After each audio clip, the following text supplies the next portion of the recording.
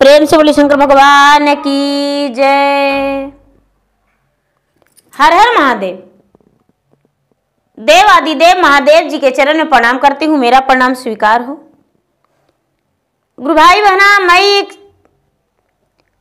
कार्तिक मास छठ व्रत की कथा सुनाने जा रही हूँ। इस कथा को पूरा सुनिए और रहस्य जानिए। जय छठी मैया।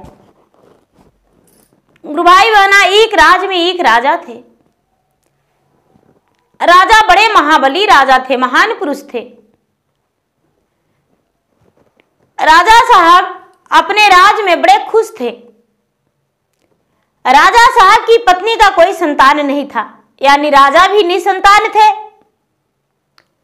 राजा जो थे, राजा निसंतान होने का कोई दुख नहीं करते थे, कोई दुखी नहीं रहते थे।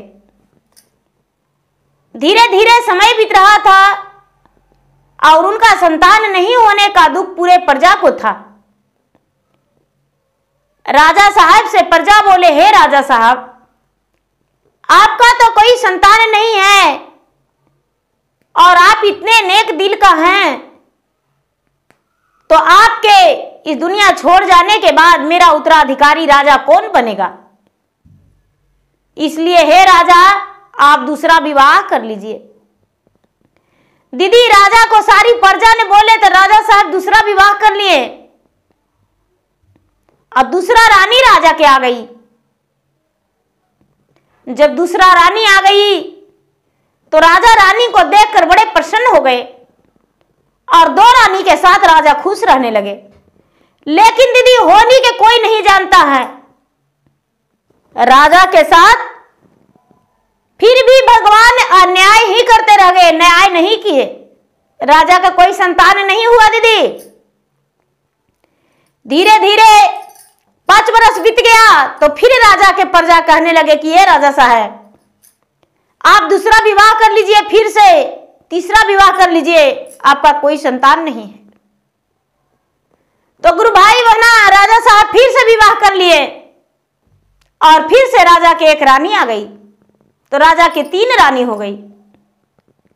लेकिन समय का खेल निराला होता है भैया। समय का खेला कौन जानता है? कोई पता नहीं। फिर से राजा का कोई संतान नहीं हुआ और राजा चौथी विवाह भी कर लिए। राजा जब चौथी विवाह कर लिए तो प्रजा के बात मानने से इनकार कर गए। कहने लगे कि नहीं, हम अब कोई विवाह नहीं करेंगे, क्योंकि हम 4 विवाह कर लिए और मेरा कोई संतान नहीं है, इसलिए हम विवाह नहीं करेंगे। कुछ दिन बीत गया, 5 साल, 6 साल, 7 साल, तो लोग फिर राजा के कहने लगे कि हे राजा, आप एक विवाह अबरी भर और कर लीजिए, यदि संतान नहीं होगा तो आप हम लोगों का बात नहीं मानिएगा, आप अपनी मर्जी का काम कीजिएगा, आप एगो फिर से विवाह कर लीजिए। दीदी, कहते कहते कहते कहते राजा को भी लगा कि ठीक है, प्रजा के बात सही है, हम विवाह कर लेंगे। राजा साहब एक गरीब निर्धन बुढ़िया जो थी, बेचारी भिखारी थी, उसका घर में कोई धन नहीं था, लाचार बूढ़ी माँ थी, अंधी थी। वो बुढ़िया जो थी भगवान के भक्त थी, भगवान के पूजा पाठ किया करती थी, कार्तिक स्नान करती थी, भीखे मांग के छठ पूजा किया करती थी। दीदी, वो बुढ़िया जो थी, बुढ़िया अपने बेटी के साथ झोपड़ी में रहती थी। राजा एक दिन शिकार पर गए और शिकार से लौट रहे थे। राजा के रास्ते में सांझ हो गया। जब रास्ते में सांझ हो गया तो बुढ़िया के पास उस झोपड़ी में रुके, तो बुढ़िया माँ बेटी जो थी बाहर में बैठी रही, पूरा रात्रि बिताई। राजा साहब उस झोपड़ी के अंदर है। पहले तो राजा को लगा था कि सिर्फ बुढ़िया ही है, लेकिन सवेरा जब राजा जागे तो देखते हैं कि बुढ़िया के साथ एक सुंदर नौजवान कन्या है। बुढ़िया जो थी अंधी थी, अंधी बुढ़िया के साथ उसका बेटी पूरी मांगती खाती थी। लेकिन बुढ़िया जो थी बड़ी धर्मी थी, कोई व्रत भी उससे बाकी नहीं था। उस सुंदर नौजवान लड़की को देखकर राजा साहब बुढ़िया से कहने लगे कि हे मां, क्या आप इस पुत्री के साथ रहते हैं तो इसका विवाह क्यों नहीं कर देते? वो अंधी बुढ़िया बोली कि बेटा क्या बोले, तुम कौन हो, तुम्हें जानते नहीं हैं, लेकिन इसका विवाह कैसे धरा दे, किसका हाथ धरा दे? हम तो अंधी हैं, इसी को हाथ पकड़ के हम भीख मांगते हैं और खाते हैं, अपना गुजर करते हैं, तो इसका हम कैसे विवाह कर दे और कहां कर दे? राजा बोले कि हे मां, मुझे कोई संतान नहीं है, 4 विवाह किए हैं, यदि अपना बेटी से मेरे ही साथ विवाह कर देते तो अच्छा था, मैं एक राजा हूं। अंधी बुढ़िया बोली कि मेरा बेटी का तो सौभाग्य की बात है कि राजमहल की रानी बन जाएगी। राजा ने अंधी बुढ़िया के परवरिश के लिए वो अपना घर लेकर चले गए और उसका बेटी से अपने ही राजमहल में विवाह कर लिए। अब राजा के 5 रानी हो गई दीदी, लेकिन हुआ क्या कि उस राजमहल में राजा के छोटी रानी के कोई भी मान सम्मान नहीं देते थे। राजा की जो 4 रानी थी, वो 4 रानी छोटी रानी को बिल्कुल मान सम्मान नहीं देती थी, एक नौकरानी की तरह समझती थी, क्योंकि छोटी रानी जो थी वो एक बुढ़िया के बेटी, अंधी बुढ़िया के बेटी, भिखारिन के बेटी थी। राजा साहब तो उसके पर तरस खाकर और विवाह कर लिए थे। धीरे धीरे समय बीत रहा था। एक दिन राजा अपने छोटी पत्नी, राजा बहुत प्यार करते थे अपनी छोटी पत्नी से, छोटी पत्नी के साथ बगीचे में बैठे हुए थे और चारों तरफ निहार रहे थे, और छोटी रानी जो थी चारों तरफ चिड़िया की चहचहाहट सुन रही थी और देख रही थी और आंसू झरका रही थी। राजा पूछे, भोर बिनु सरवारा ने फोटा लेके रेंगे आयर, फोटा लेके रेंगे आजे, चिड़िया बोला है मीठे बोलन रे की, आजू के दिन वारानी मुहा तोर मलिना मायर मुख, तोर मलिना माजे, कहराने माना मा उदासन रे की, तो ही नाही जन हो राजा, तो है नाही सोना हो जे, तो है नाही सोना हो जे, सुनु राजा बचना हमारन रे की, कर्मा के लिखल राजा कोई नाही मिटते जी, कोई नाही मिटते जी, बलक बेनो गोदी मोरा सोनन रे की, पर्वत ऊपरे राजा चिड़े, यहाँ बसेड़ा बाजी सी चिड़ी, यहाँ बसेड़ा बाजे, उभिरा है बालका के साथ नुरे की। रानी कहती कि राजा साहब, आप नहीं जानते हैं कि क्यों हम उदास हैं, क्या कर्म में लिखा है, 5 ब्याह किए फिर भी कोई संतान नहीं है। पर्वत के ऊपर देखिए तो पक्षी है, चिड़िया का बसेड़ा है, घोंसला है, उसमें पक्षी रानी अपना बच्चे के साथ है। हमारा बुढ़ापा का सहारा क्या है राजा साहब? कुछ नहीं है। रानी कहती है ऐसा, जब तब राजा कहते हैं कि हाँ ये तो सत्य है। राजा और रानी दोनों कहने लगे कि कौन सा व्रत करे, कौन सा ऐसा कष्ट करे जो कि हमें संतान होगा। राजा साहब और रानी साहब दोनों सोच ही रहे थे कि राजा के पास 2-4 व्यक्ति आए और कहने लगे कि हे राजा साहब, हमें कुछ दान दीजिए। राजा कहने लगे कि क्या चीज के बात पर दान मांगने आए। कहते हैं कि हे राजा, बड़े गरीब और निर्धन हैं और हम छठी माता के भार उठाने को लिए बोले थे, व्रत करेंगे, छठी मैया मेरा संतान का प्राप्ति होगा। तो राजा साहब कहने लगे कि तो इस व्रत से क्या होता है और छठ माता की पूजा कैसे किया जाता है, कब किया जाता है? जो उनके गांव के महिलाएं थी वो कहती है कि राजा साहब, कार्तिक मास में जब कृष्ण पक्ष पूरा बीत जाने के बाद शुक्ल पक्ष आती है, तो शुक्ल पक्ष 4 दिन जब बीतता है तो चौथ के दिन हम लोग पूरे संझत करते हैं और नहाई खाई करते हैं नियम के अनुसार, और पूरे नियम अनुसार स्नान करके लौकी का सब्जी, चने का दाल, चावल बनाते हैं। प्रसादी का रूप में हम घी में बनाते हैं, प्रसादी का रूप में सबके घर वितरण करते हैं और खुद का भोजन पहले कर लेते हैं, उसके बाद ही सबके देते हैं। दूसरा दिन जो है, जब 5 दिन शुक्ल पक्ष पंचमी के दिन हम लोग खीर बनाते हैं, पुड़िया बनाते हैं और माता छठी का शाम का समय में भोग लगाते हैं। फूलों का सजावट करते हैं, माता के आसन लगाते हैं छठी का, और हम लोग खरना का दिन करते हैं, खरना करते हैं।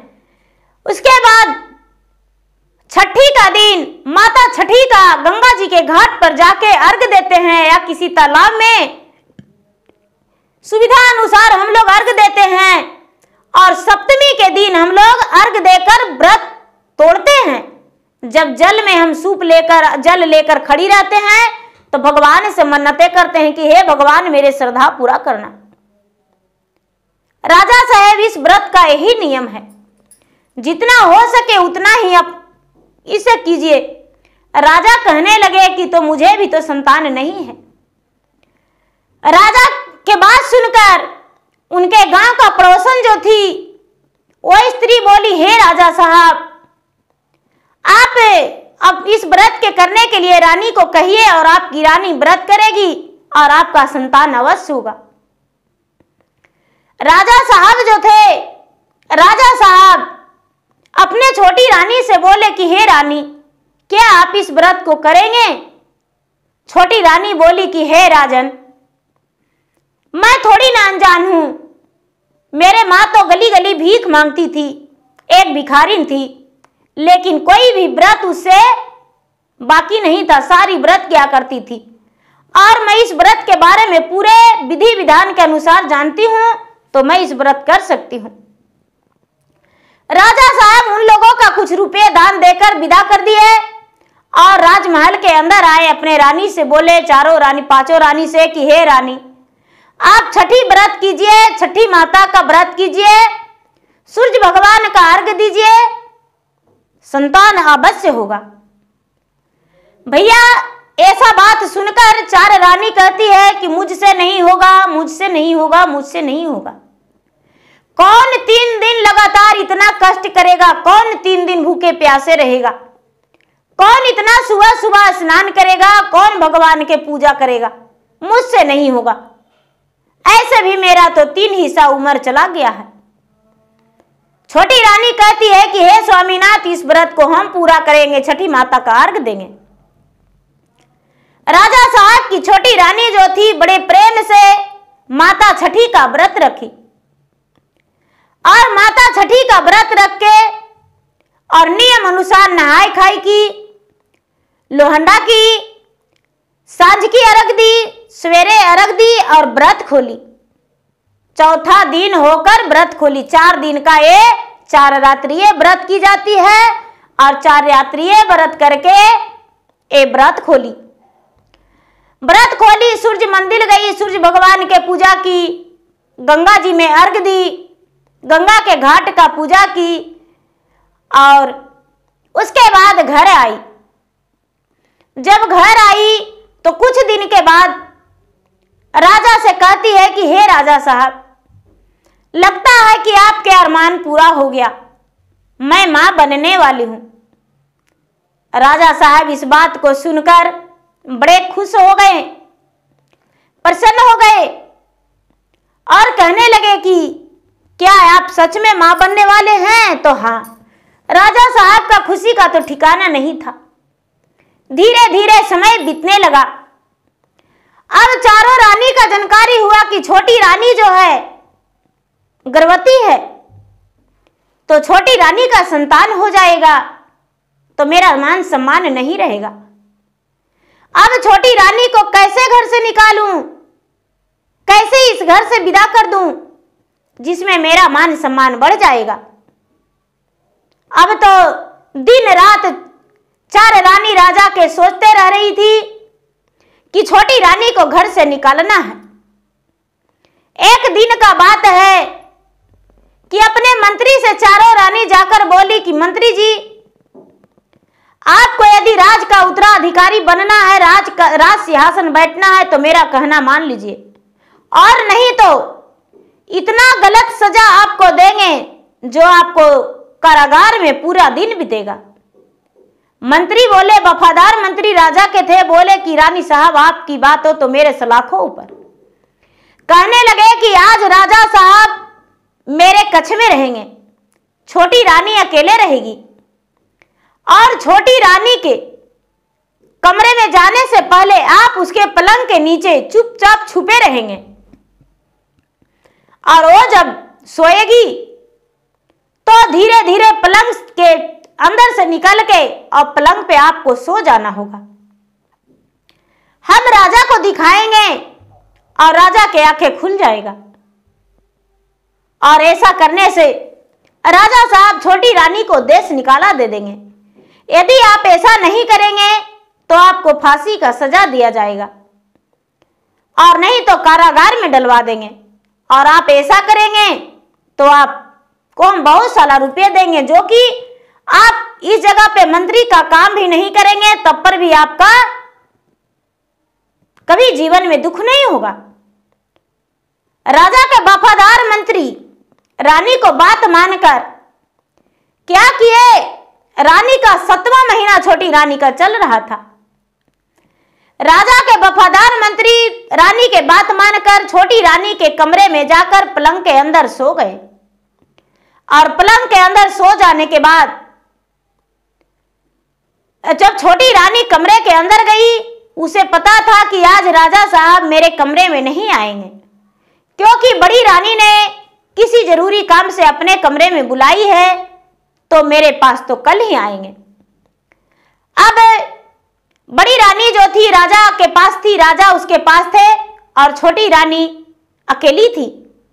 जब छोटी रानी गहरी नींद में सो गई तो मंत्री क्या किया कि छोटी रानी के बिस्तर पे धीरे धीरे सो गया। छोटी रानी गहरी नींद में थी, उसे पता भी नहीं था।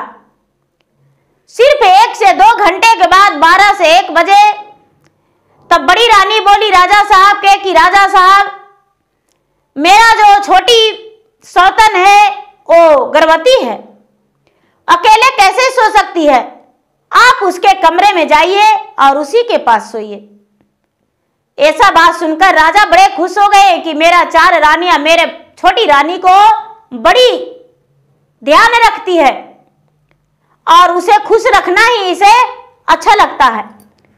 राजा साहब इस बात को सुनकर अपने बड़ी रानी को धन्यवाद किए, और छोटी रानी को कमरा के दरवाजा खुलवाने लगे। जब कमरा के दरवाजा खुलवाने लगे तो छोटी रानी ने अपने बिस्तर पे ध्यान नहीं दी, और झट से उतर के और दरवाजा खोली। दरवाजा खोलने के बाद देखती है कि अरे, मेरा बिस्तर पे तो मंत्री सोया हुआ है। राजा से कहती है, राजा साहब देखिए, मेरा बिस्तर पे मंत्री सोया हुआ है, पता नहीं मेरा कमरा में कैसे आ गया। तब तक चारों रानी झट से आ गई और कहती है, राजा साहब आप नहीं जानते, मैं तो कई बार इसके साथ किसी न किसी को, कभी नौकर को और कभी घोड़साहिस को और कभी मंत्री को, किसी को भी इसके साथ देखा करता था, लेकिन मुझे पता नहीं था कि आपको, मुझे लगता था कि आप नहीं मानेंगे मेरा बात। मुझे नहीं पता था कि इतना गलत है, लेकिन देखते देखते आज आप अपने आंखों से देख लिए। हे राजा साहब, हे स्वामीनाथ, आप इसे निकाल दीजिए घर से। भैया, रानी जो थी, रानी रुपयों के जोर से छोटी रानी को राजा के ही हाथों घर से निकलवा दी। राजा निकाल दिए, छोटी रानी को घर से निकालने का ऑर्डर दे दिए। अब छोटी रानी बेकसूर थी, उसका कोई कसूर नहीं था। छठ माता से कहती है कि हे छठ माता, आपका व्रत हम किए, इस जो मेरा पेट में संतान है, अब मेरा पेट में संतान लेकर मैं कहां जाऊं, किस नगर में जाऊं, किसके पास जाऊं? मेरा एक अंधी माँ थी, वो भी मर गई, राजे के दरवाजा पर मर गई, मेरा कोई नहीं है। एक किया हो रामा घर से निकले रनिया के नरे की, एक किया हो रामा जर रे बेजरवार नियारो वेलरे की, एक किया हो रामा कबनी ओरिया हम जाए वरे की, एक किया हो रामा दुखवा के टूटल पहाड़ी रे की, एक किया हो रामा आज पिया बनलन निरादाई रे की, एक किया हो रामा फटली रे पुरनवार निया पेनल रे की, एक किया हो रामा राजरानी बसतर रनिया उतारे लरे की, एक किया हो रामा खाली रे हाथ रनिया निकाल लरे की। दीदी रानी जो थी राजघराने का वस्त्र उतार कर, गहना उतार के और खाली हाथ फटी पुरान पहन के निकल गई। अब सोचती है कि किधर जाए भगवान, आप ही रास्ता दिखाइए, मेरे पास अब कुछ नहीं है, अब क्या करें? राजा ने मुझ पर तरस खा के मुझसे ब्याह किया, लेकिन आज तो मेरे साथ कितना अनर्थ हो गया। वो दुष्ट मंत्री ने मेरा इतना बड़ा सजा दे दिया, मैंने तो उसे देखा भी नहीं था। हे भगवान, आप ही न्याय इसको करना, और क्या मैं कहूं। इतना कह के भैया निकल गई रानी। चलते चलते चलते चलते चलते चलते चलते चलते एक वन में गई। वो वन में गई तो एक बहुत बड़ा पीपल का वृक्ष था, बहुत हजारों वर्ष पुराना पीपल का वृक्ष था, और पीपल का डाल जो था पूरा छितराया हुआ घना घोर पत्ता था, पत्ता घना घोर था। और ये बेचारी जंगल में जाकर पीपल के वृक्ष के पास बैठकर रोने लगी। बैठकर जार बेजार रोने लगी तो एक नाग एक नागिन पीपल के वृक्ष पे रहता था। नाग नागिन दोनों जोड़ा रहता था। तो नाग जो है नागिन से कहती है कि अरे देखो, ये दुखियारी है, तुम नहीं जानती हो इसके बारे में, ये निर्दोष है, और इसका जो बच्चा है पेट में वो राजा का ही है, लेकिन राजा कलंकनी कह के इसको निकाल दिया है, और देखो इसका कोई नहीं सहारा है। ऐसा करो कि एक स्त्री रूपी धारण करके इसका सहारा तुम बन जाओ। तो नागिन कहती है कि हे स्वामीनाथ, यदि इसका हम सहारा बन जाएंगे तो क्या आप अकेले रहेंगे? नाग कहते हैं कि कोई बात नहीं, हम तुम्हारा सूरत देखकर ही संतोष कर लेंगे, और जब मौका मिलेगा तो तुम उससे मिल लेना। बोले कि ठीक है। महादेव का, भोलेनाथ का कृपा, भगवान सूर्य देव का कृपा, माता छठी का कृपा उस पे बरस रहा था। नागरानी जो थी एक बुढ़िया का रूप धारण करके उसके पास बैठकर शाम का समय में कहती है कि अरे बेटी तू कौन हो, और इतना जार बेजार इस वृक्ष के नीचे बैठकर क्यों रो रही हो? क्या तुम्हारा ससुराल दूर है या मैका दूर है, या पति तुम्हारा प्रदेश में रहता है? तो बेचारी रो रो के कहती है एकिया हो रामा नैहरा में नाही पिता महतारी अरे की। एकिया हो रामा ससुरा में स्वामी मोरा राजनु रे की। एकिया हो रामा अच्छा रंग लगाई घर से निकाले लरे की। एकिया हो रामा राजा जी के संतन ओद्र मेरा लरे की। एकिया हो रामा राजा के निसनिया लेके हम आए रे की। बेचारी कहती कि मेरा नैहर में कोई नहीं है और ससुराल में मेरा पति राजा है, लेकिन अछरंग लगा के घर से निकाल दिए हैं। राजा का निशानी मेरा पेट में है, लेकिन वो अछरंग लगाए हैं, हम कहाँ जाएं। नागरानी कहते हैं कि बेटी यहीं पर रहो, हम तुम्हें सब कुछ देंगे। हम आते हैं बेटी, मेरा नजदीक में झोपड़ी है, उसी झोपड़ी में हम रहते हैं। मेरे पास हड़िया बर्तन दाल चावल सब कुछ है बेटी, इसी जंगल में हम लोग रहते हैं, तुम भी रहो, क्या दिक्कत है। ठीक है माँ जी। अब तो बेचारी उस नागरानी एक बुढ़िया बन गई। बुढ़िया के साथ बेचारी रानी रहने लगी। नागरानी जो थी, नागरानी बुढ़िया के रूप में एक भिखारी बन के और भीछा मांग के लाकर देने लगी और रानी भोजन बनाने लगी। रानी भोजन बनाती थी और नागरानी और रानी दोनों माँ बेटी का रिश्ता धर के और उसी जंगल में रहने लगी। धीरे धीरे धीरे धीरे समय बीतने पर 9वां महीना पूरा हो गया। 9वां महीना 9 दिन 10 घंटे के बाद रानी का ओद्र से सुंदर जुड़वा पुत्र पैदा लिया।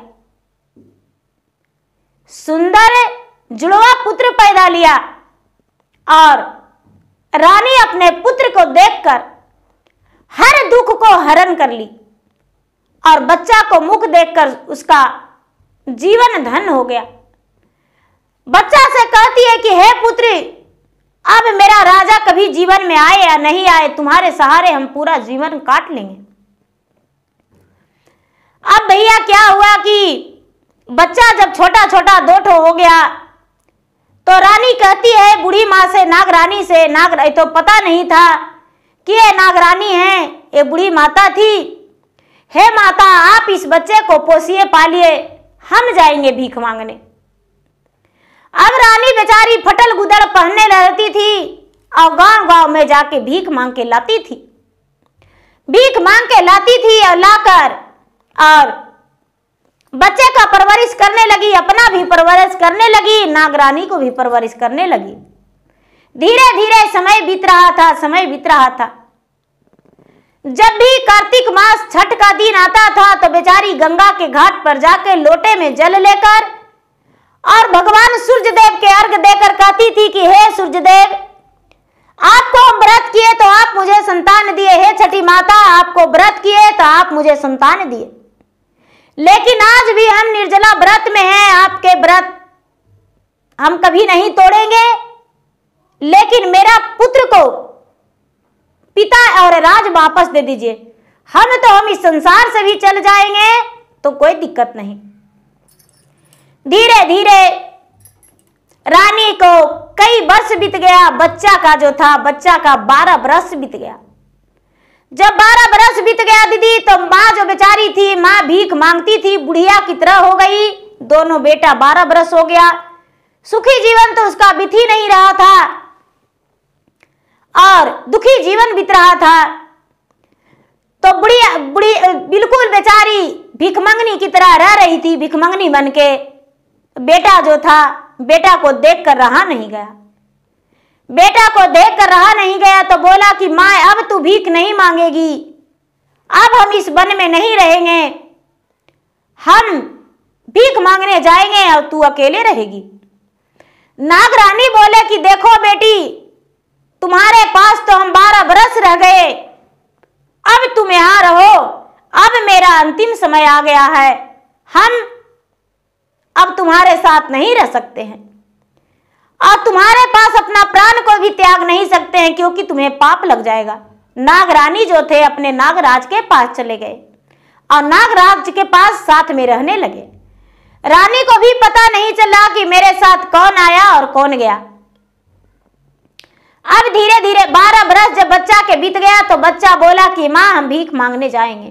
गली गली घूरकर, माँ एक बांसुरी ले दो और एक झाल ले दो और एक झोला दे दो मुझे। माँ बोलती है बेटा यही उम्र में क्या तू भीख मांगेगा? तो हाँ बेटा, पूर्व नगर में मांगना, पश्चिम नगर में मांगना, उत्तर नगर में मांगना बेटा, दक्षिण नगर मत जाना। हे बेटा, दक्षिण नगर में तुम्हारा 4 गो सौतेली माता है बेटा, और वो माता यदि तुम्हें देख लेगी तो तुम्हारा सूरत जो है तुम्हारे पिता में मिलता है और चारों माता तुम्हारा पहचान लेगी कि मेरे पति का पुत्र है, मेरा सौतन का बेटा है, और वो तुम्हें मार देगी बेटा। दोनों पुत्र बोला कि नहीं मां, ऐसा बात नहीं है, तू चिंता मत करो, हम तुम्हारे पास प्रतिदिन शाम के समय में आ जाएंगे। मां को तसल्ली दिया कि मां ये जो तुलसी का वृक्ष है, मुझे कुछ हो जाने के बाद तुलसी तुम्हारा सूख जाएगा, तुलसी में जल डालना मां, और भगवान का ध्यान रखना।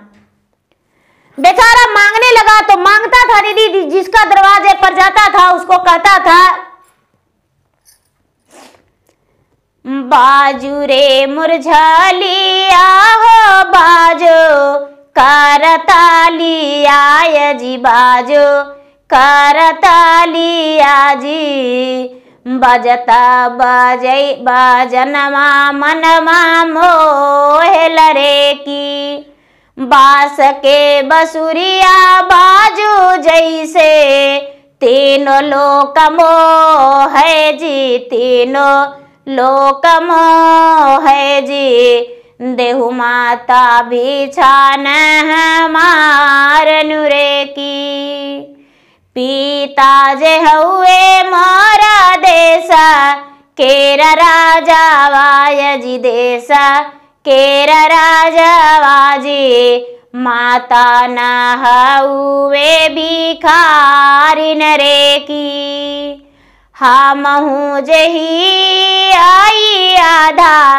माँ भिखारी आय जी आधा, माँ भिखारी आजी, देहु माता बिछाना कुछ दान रे की। बेचारा यही कह के मांगता था भिक्षा कि बाजो रे झाल, बाजो करताल, बाजो मीठे स्वर में बांसुरी, हे माता कुछ दान दीजिए, मेरे पिता तो बहुत बड़े राजा है लेकिन माता भिखारी है, उसी का पुत्र मैं एक अधम भिखारी, मैंने बहुत बड़ा भिखारी है, तो कुछ दान कीजिए। मांग के लाता था और अपने माँ को देता था खाने को लिए। बेचारी माँ जो थी परवरिश करती थी अपना, धीरे धीरे धीरे धीरे कई महीना मांगा बेटा।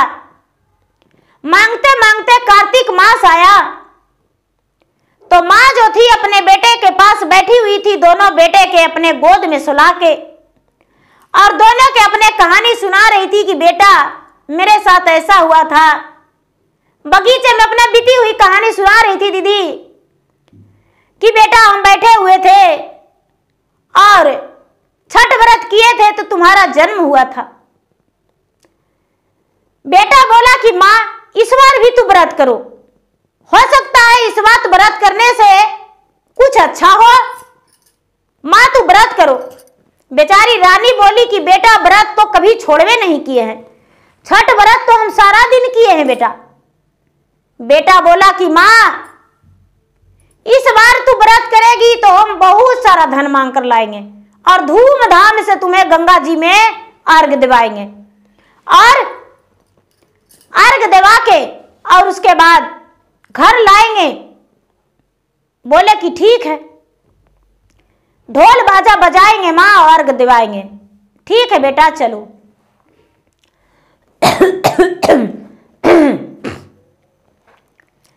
जो छोटी रानी थी दीदी, अपने बच्चे के साथ वो बेचारी बोली कि ठीक है बेटा, छठ करेंगे।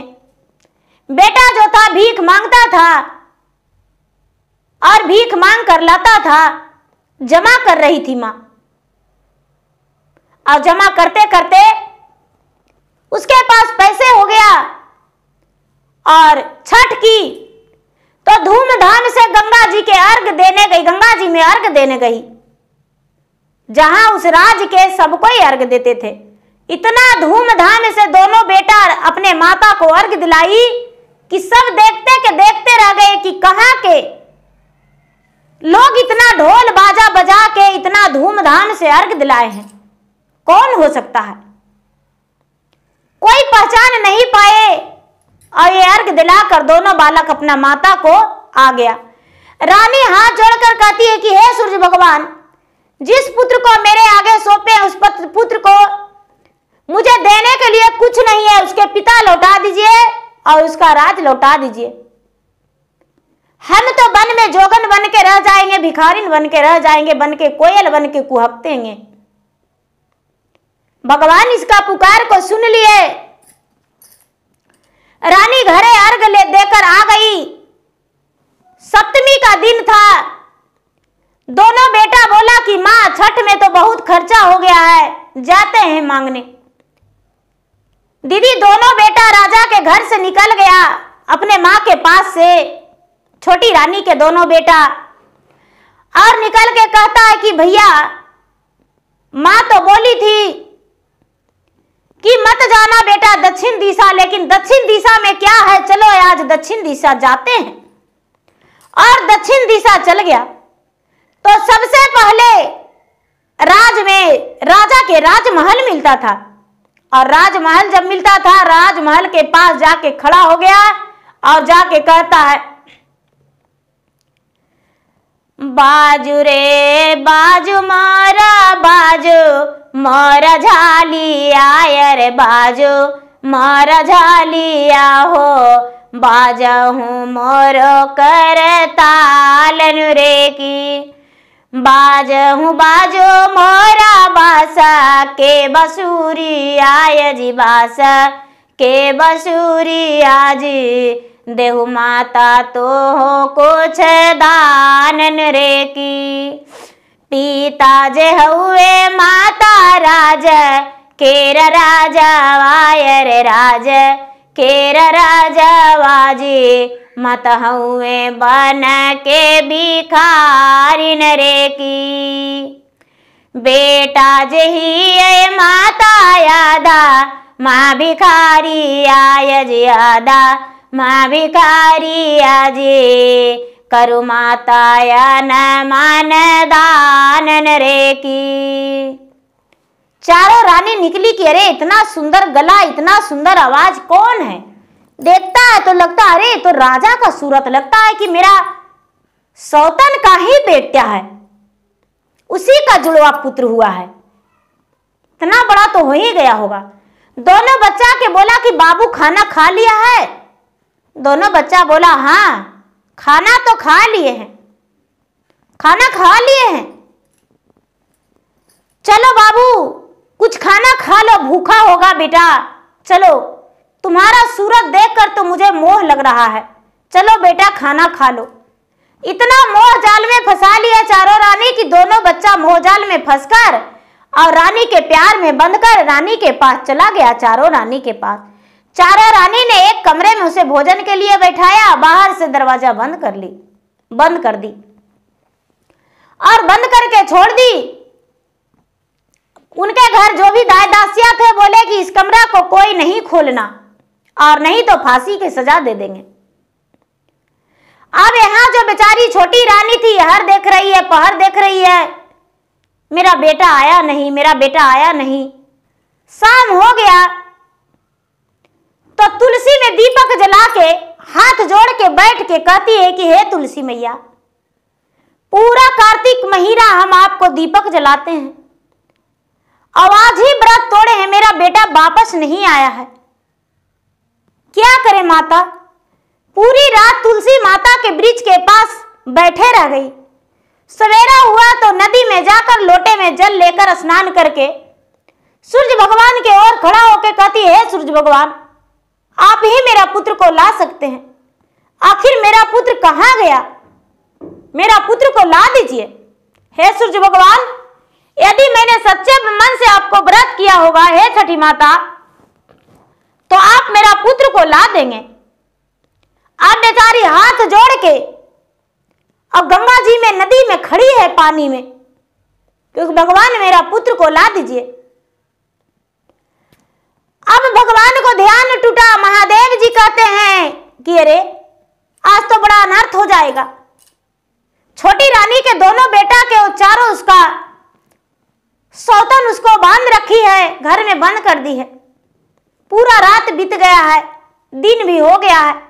शंकर भगवान एगो बूढ़ा के भेष में राज दरबार में गए और राजा के पास खड़े हो गए। राजा से कहते हैं कि हे राजन, आपका नगर में एक बहुत बड़ा अपराध होने वाला है। कहते हैं क्या? कहते हैं कि आप नहीं जानते हैं, दो निर्दोष प्राणी आपके राजमहल में बंद है। राजा कहते हैं नहीं, ऐसा नहीं हो सकता है। नहीं राजा साहब, आप चलिए। राजा साहब राजमहल के अंदर आए तो कहते हैं चारों रानी को बुलाकर कि क्या आप किसी निर्दोष को कमरे में बंद करके रखे हैं? तो नहीं। बूढ़े बाबा जो थे अंदर ले गए। देखिए राजा साहब, इस कमरा को खोलिए। जब कमरा खोलते हैं तो रोते रोते दोनों बच्चा बेहोश हो गया था। बूढ़े बाबा उसको पानी मार मार के होश में लाए। बूढ़े बाबा से कहते हैं राजा साहब कि बाबा आपको ये बच्चा से क्या रिश्ता है? कहते हैं कि राजा साहब, ये बच्चा से मेरा रिश्ता नहीं, मेरा आपका रिश्ता है। कैसे मेरा रिश्ता है? तो बच्चा आपका है। कहते हैं कि मेरा बच्चा कैसे हो सकता है?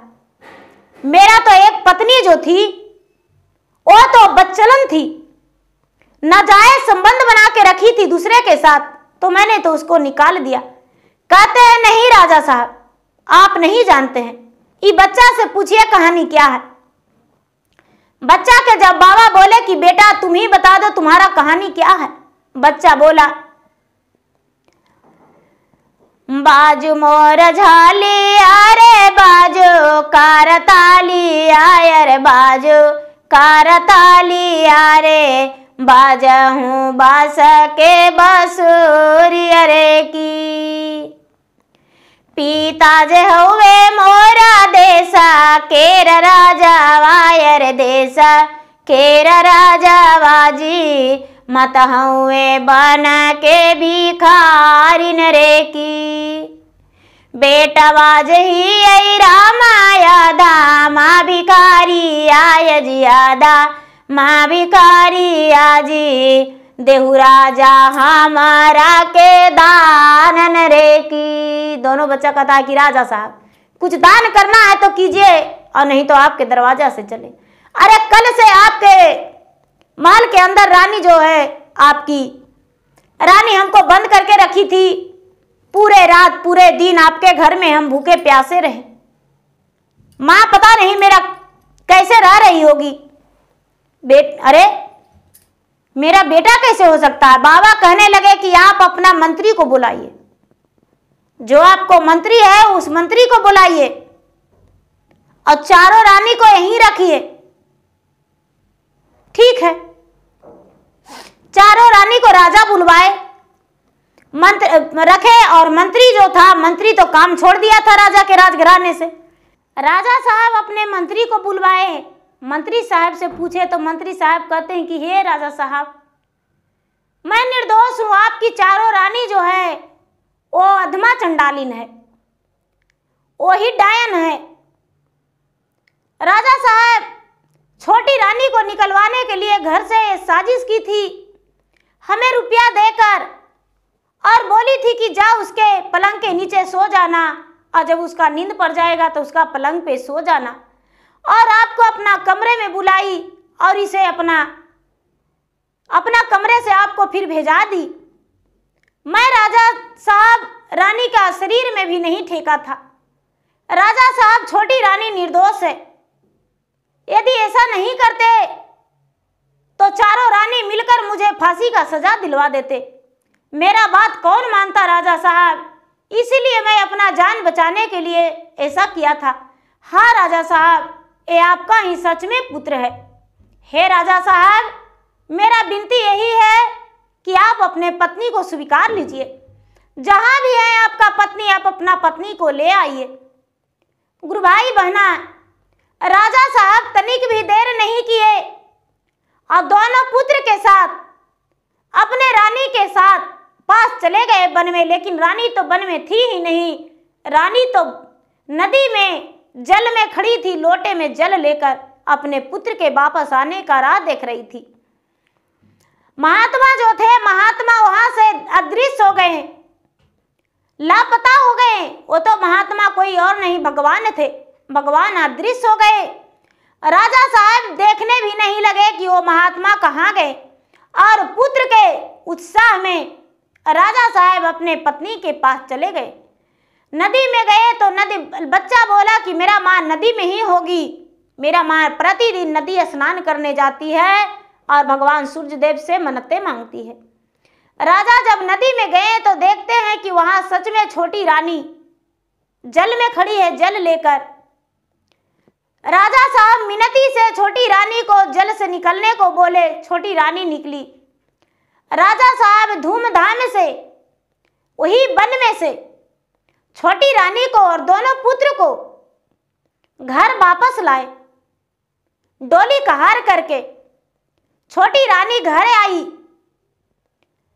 छोटी रानी जब घर आई तो उस दिन आंवले वृक्ष का पूजा की जाती है, नवमी का दिन।